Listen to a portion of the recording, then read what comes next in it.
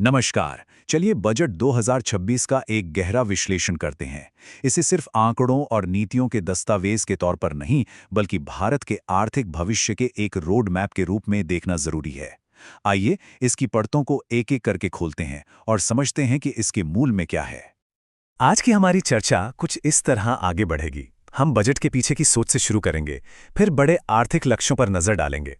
इसके बाद प्रमुख क्षेत्रों में निवेश को समझेंगे, फिर देखेंगे कि इसका आम नागरिक पर क्या असर पड़ता है, और अंत में भारत की लंबी आर्थिक यात्रा पर बात करेंगे।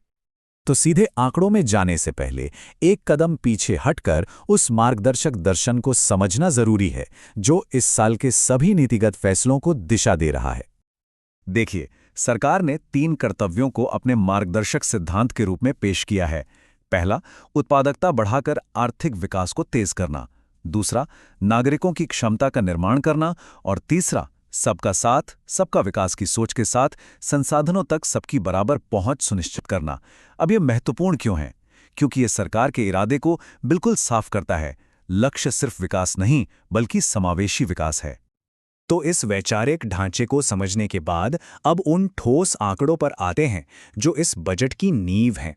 यही आंकड़े सभी नीतियों के लिए, जिसे हम फिस्कल कॉन्टेक्स्ट कहते हैं, वो प्रदान करते हैं।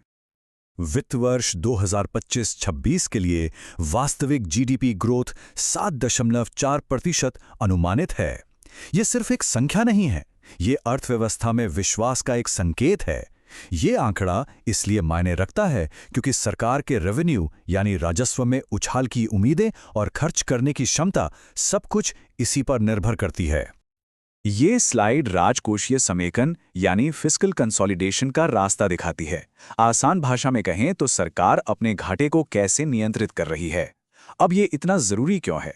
क्योंकि घाटे में कमी से मैक्रो इकोनॉमिक स्थिरता आती है और निवेशकों का भरोसा बढ़ता है। यही नहीं, ये राष्ट्रीय कर्ज को मैनेज करने में भी मदद करता है, जिसे 2030-31 तक जीडीपी के 50% पर लाने का लक्ष्य रखा गया है। सरकार ने 12.2 लाख करोड़ रुपए के पूंजीगत व्यय यानी कैपिटल एक्सपेंडिचर का प्रस्ताव रखा है। ये एक बहुत बड़ी और महत्वपूर्ण संख्या है। क्यों? क्योंकि इसका एक कैपिटल एक्सपेंडिचर मल्टीप्लायर इफेक्ट होता है। मतलब, सरकार द्वारा खर्च किया गया हर एक रुपया अर्थव्यवस्था में कई गुना ज्यादा की आर्थिक गतिविधि पैदा करता है। ये निजी निवेश को भी अपनी ओर खींचता है, जिसे क्राउडिंग इन इफेक्ट कहते हैं, और इसका सीधा फायदा इंफ्रास्ट्रक्चर और भारी उद्योग जैसे सेक्टर्स को मिलता है। तो मैक्रो इकोनॉमिक नींव से आगे बढ़ते हुए अब हम उन खास सेक्टर्स पर ध्यान देंगे जिन्हें सरकार रणनीतिक निवेश और उत्पादकता बढ़ाने के लिए टारगेट कर रही है। सरकार ने 7 रणनीतिक क्षेत्रों में मैन्युफैक्चरिंग को बढ़ावा देने पर फोकस किया है। इसका मकसद साफ है, आत्मनिर्भरता को मजबूत करना, आयात पर निर्भरता घटाना और भारत को ग्लोबल वैल्यू चेन्स का एक अहम हिस्सा बनाना। भविष्य के मैनेजर्स और प्रशासकों के लिए ये एक साफ संकेत है कि आने वाले अवसर कहां पैदा होंगे। अब बात करते हैं छोटे और मध्यम उद्यमों की, जिनके लिए एक बड़ी घोषणा हुई है। सरकार ने 10,000 करोड़ रुपए का एक समर्पित एसएमई ग्रोथ फंड बनाया है। इसका उद्देश्य क्या है? इसका उद्देश्य है ज्यादा क्षमता वाले छोटे और मध्यम उद्यमों को पूंजी देकर भविष्य के चैंपियंस तैयार करना। ये व्यापार जगत के लीडर्स और उद्यमियों के लिए एक बड़ा अवसर है। बायोफार्मा शक्ति, ये एक नई पहल है जिसका लक्ष्य भारत को एक ग्लोबल बायो मैन्युफैक्चरिंग हब बनाना है। ये सिर्फ फार्मा सेक्टर के बारे में नहीं है, बल्कि ये अगली औद्योगिक क्रांति के लिए भारत की तैयारी का एक हिस्सा है। इससे फार्मास्यूटिकल और रिसर्च सेक्टर्स को सीधे तौर पर एक बड़ा इंपल्सो मिलेगा।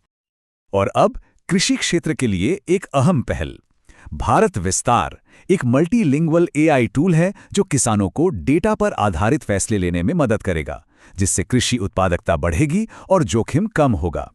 ये इस बात का एक बेहतरीन उदाहरण है कि कैसे टेक्नोलॉजी का इस्तेमाल जमीनी स्तर पर वास्तविक असर डालने के लिए किया जा सकता है, जिसका सीधा फायदा किसानों को मिलेगा। अब तक हमने मैक्रो और सेक्टोरल स्तर पर बात की। चलिए अब इस विश्लेषण को और जमीनी स्तर पर लाते हैं और समझते हैं कि इन बड़ी बड़ी नीतियों का आम नागरिकों, प्रोफेशनल्स और अलग-अलग समुदायों के लिए क्या मतलब है। अब टैक्सेशन की बात करते हैं। 1 अप्रैल 2026 से नया इनकम टैक्स एक्ट 2025 लागू होगा, जो 1961 के पुराने एक्ट की जगह लेगा। इसका मुख्य उद्देश्य है कंप्लायंस को रेशनलाइज करना, यानी टैक्स पेयर्स के लिए चीज़ों को आसान और ज़्यादा स्पष्ट बनाना। नए एक्ट में डिजिटल संपत्ति यानी क्रिप्टो एसेट्स के लिए नियम बिल्कुल साफ कर दिए गए हैं, जो एक बहुत अच्छा कदम है। अब अघोषित क्रिप्टो संपत्ति पर हर दिन 200 रुपए का और गलत जानकारी देने पर 50,000 रुपए का जुर्माना लगेगा। इससे निवेशकों और चार्टर्ड अकाउंटेंट्स के लिए कंप्लायंस में स्पष्टता आती है और जोखिम भी कम होता है। यह स्लाइड कुछ ऐसी लक्षित योजनाओं को दिखाती हैं जो सरकार की समावेशी विकास के प्रति प्रतिबद्धता को दर्शाती हैं।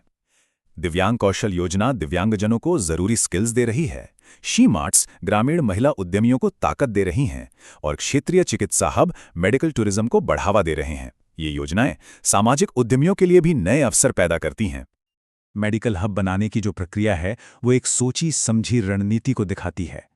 ये सिर्फ स्वास्थ्य सेवा के बारे में नहीं है, ये सर्विस सेक्टर को बढ़ावा देने और हाई स्किल रोजगार पैदा करने का एक तरीका है जो भविष्य के मैनेजर्स और प्रशासकों के लिए बहुत प्रासंगिक है।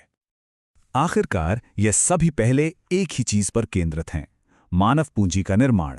चाहे वो स्किल डेवलपमेंट हो, केयर गिवर्स की ट्रेनिंग हो या फिर शिक्षा के लिए इंफ्रास्ट्रक्चर बनाना हो, इन सभी का सामूहिक लक्ष्य एक ऐसा स्किल्ड वर्कफोर्स तैयार करना है जो बढ़ती हुई अर्थव्यवस्था की जरूरतों को पूरा कर सके। अब हम अपने विश्लेषण के अंत में आ गए हैं और इस बजट को भारत की एक लंबी आर्थिक यात्रा के एक महत्वपूर्ण पड़ाव के रूप में देखते हैं। वित्त मंत्री का ये कथन आत्मनिर्भरता और रणनीतिक स्वतंत्रता के केंद्रीय विषय को और मजबूत करता है, जो इस बजट की नीतियों में साफ झलकता है। ये सिर्फ एक नारा नहीं, बल्कि एक रणनीतिक अनिवार्यता है। तो अंत में ये बिल्कुल साफ है कि ये बजट सिर्फ एक सालाना हिसाब किताब नहीं है। मैक्रो इकोनॉमिक स्थिरता, सेक्टोरल ग्रोथ को बढ़ावा और नागरिक केंद्रित योजना है, ये सब एक सुसंगत दीर्घकालिक आर्थिक रणनीति का हिस्सा हैं जिसे भारत को भविष्य के लिए तैयार करने के लिए डिजाइन किया गया है। और हम आपको इसी सवाल के साथ छोड़े जा रहे हैं, क्या ये बजट महत्वाकांक्षी निवेश और समावेशी मानव विकास के बीच सही संतुलन बना पाता है? ये एक ऐसा सवाल है जो आने वाले कई सालों तक भारत की आर्थिक दिशा को परिभाषित करेगा।